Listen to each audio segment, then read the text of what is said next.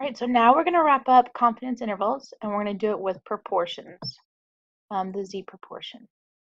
So we learned about t distribution, z distribution, and using those intervals, and now we're going to learn about the z proportion for the interval. All right, when we did super important,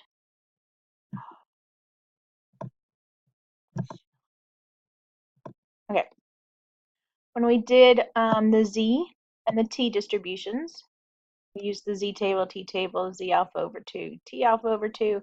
That was for quantitative data, so you have numbers.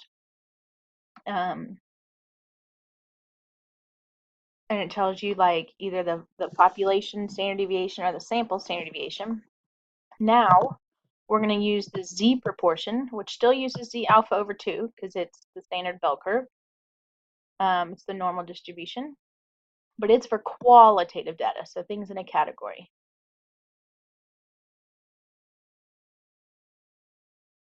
Just a reminder, proportion means part of a whole. You can do a decimal fraction or a percent. And it's for probabilities. And so we have a few more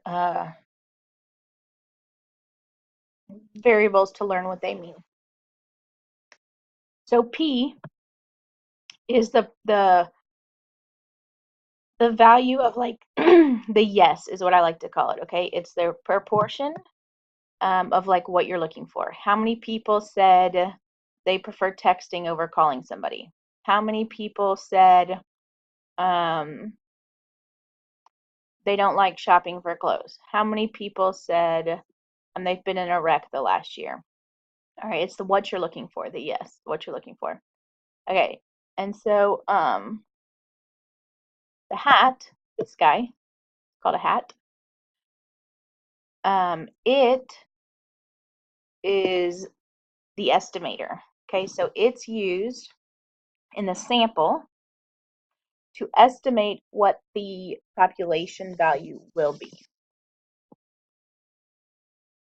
So anytime you see a hat, like the Q hat or the P hat, we had another hat, gosh, I can't remember what it was now.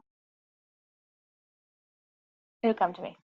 And so that's just an estimator that you use to project onto the population. Okay, X is the number of things, like 64 out of 100 people said that they prefer texting over calling. So 64 would be the X. N is still the sample size. And so these right here, think back when we did the binomial distribution. That was in section 5.3. These are like the similar variables and represent the same thing. All right, so right now we're not going to solve anything. All I want us to do is practice labeling everything. So we want to find P, E hat, N, X, and Q hat. Okay, in a study of 200 people, so that was how many total, were asked if they were satisfied with their job or profession. 162 said they were. So that was the yes. And we don't have that. Okay. And so the P hat would be 162 over 200. Right, that reduces to 0.81 or 81%, just so you know.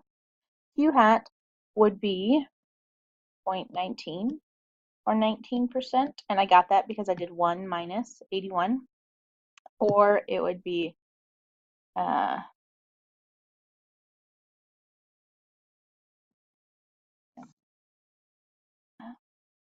38 over 200 if you did 200 minus 162. I mean 200 minus, yeah, 162.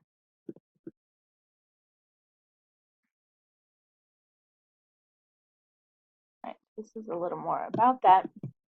So a lot of times this is used because you don't have a population standard deviation. You don't have a sample standard deviation.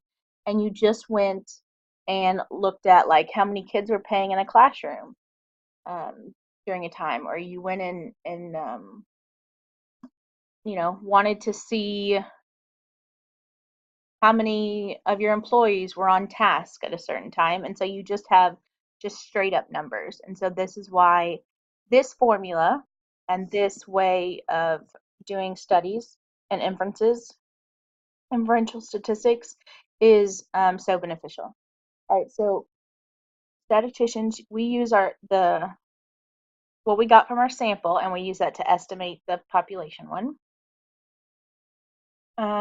Remember, the three things are unbiased, consistent, and relatively efficient. All right, so this is, we use this guy when it's no more than 5% of the population. So if you just have like a really small sample. Okay, and remember that standard deviation is different. It's not like sigma or the S. Okay, so the margin of error will also be different, and we'll do those. So don't stress. We just need to know how to break them down. All right, so we still have to have a random sample, and this is similar to a binomial experiment. All right, let's look at our formula. It's going to look very similar to the other two formulas. We have our estimator, okay? Then we have our Z alpha over 2.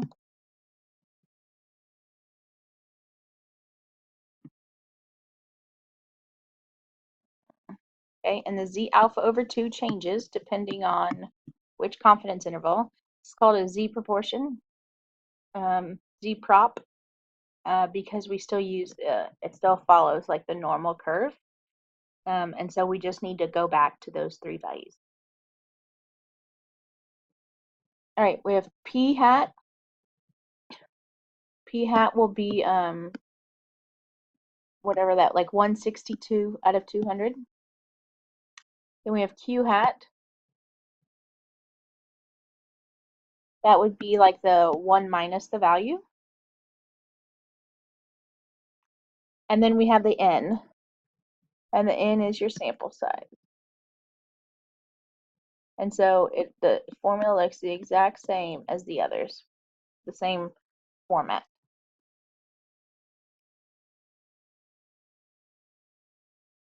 Also, I highly recommend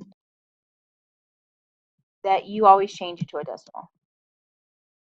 Like you can, if it says like 162 out of 200, we can type that in our calculator, but it will make our lives much better if we always change it to a decimal. All right, and this just simplifies all that data up there. Again, I'm going to do a couple of problems by hand, and then I'll show you by the calculator. I want you to understand and appreciate how the calculator does what it does, and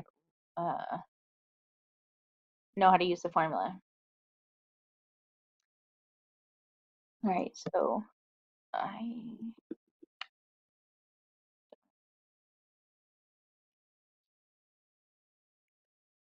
P hat minus C alpha over 2 square root P hat Q hat over N. I don't think that's P hat. I think it's P. Oh, we use it as, yeah, okay. Mu P hat plus C alpha over 2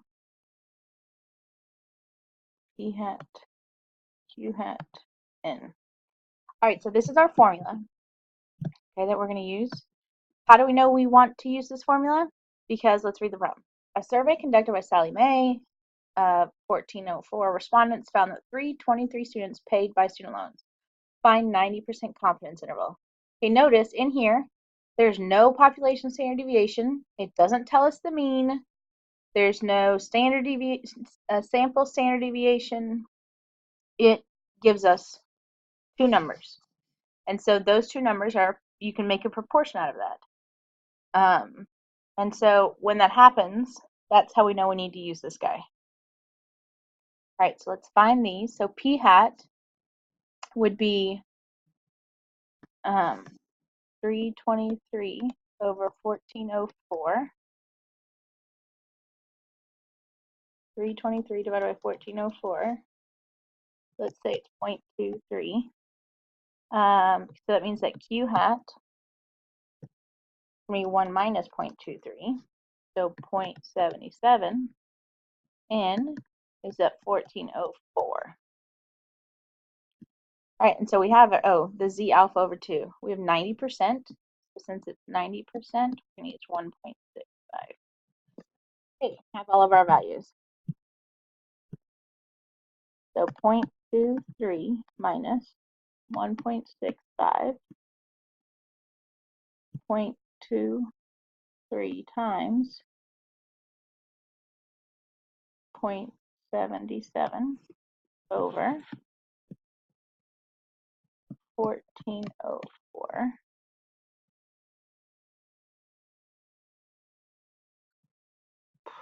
0.23 plus 1.65, and then 0.23, 0.77. Ah! That's what I get for writing on the edge of the page. Ah! Wait, wrong problem. Like, where did it go, guys? That's hard to read my handwriting. Of course, it's hard to write on the screen. All right, I'm going to do 0.23 times 0.77. Okay, and then I'm going to divide it by 1404. Okay, so I get a crazy number. Then I'm going to do time, I need to square root. So square root of that crazy number. I get 0.01 after I do the square root. And then I need to do times 0.165. Minus 0.018. 0.23 plus 0.01. All right, so that 0.018 plus or minus 0.018 is the margin of error. And then if we do 0.23 minus 0.018, 0.23 plus 0.018, I get 0.212.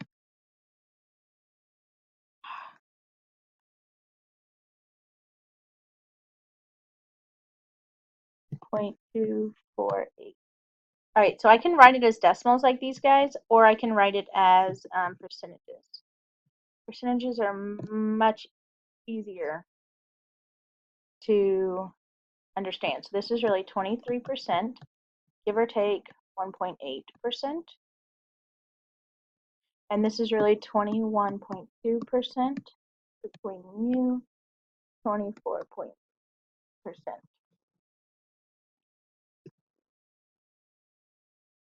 All right, so let's look at like what this.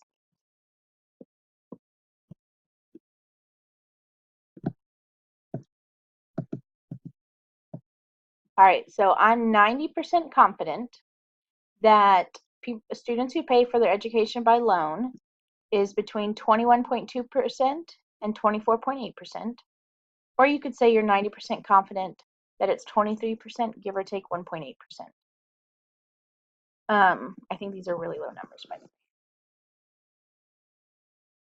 All right, so you can see using this formula, it's kind of crazy because it's a crazy formula. And so the benefits of using technology to help you analyze the data. All right, and so let's, in the next video, I'll do some more examples.